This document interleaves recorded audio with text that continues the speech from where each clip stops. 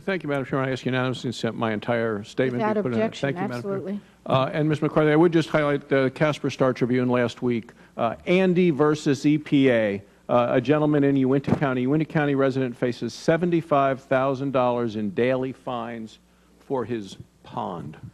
So I want to ask you about the EPA's specific website for the new proposed waters of the U.S. rule. Yes. The EPA has a section entitled Fact Sheet, How the Proposed Waters of the U.S. Rules Benefits Agriculture. The site states that under the proposed rule, the Army Corps will exempt 53 farming practices as established by the Natural Resource Conservation Services, which means that any farmer or rancher who used those 53 practices in a newly expanded federally covered water would be exempt. This list, however, of 53 does not cover all existing agriculture practices. There are a number of farming and ranching practices that aren't covered on the list that occur every day without penalty.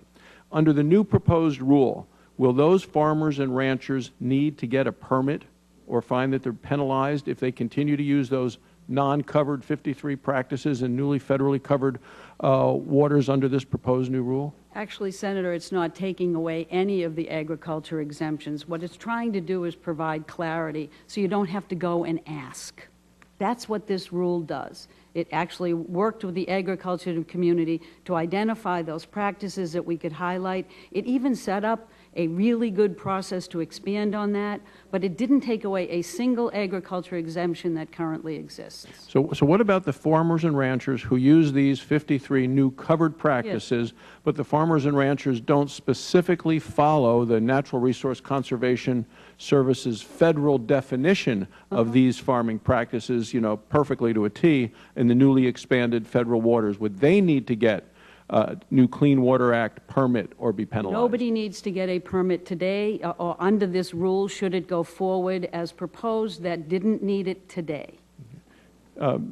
We'd heard a previous senator ask a question specifically about would you expand to 180 days the comment period, and her time ran out. Would you like to comment on that or respond to that? Actually, I can certainly respond to the senator. I don't believe that that's what we're currently proposing, but as always, if people comment and want to request it, we'll respond to that. Thank you. Well, I would request it as well.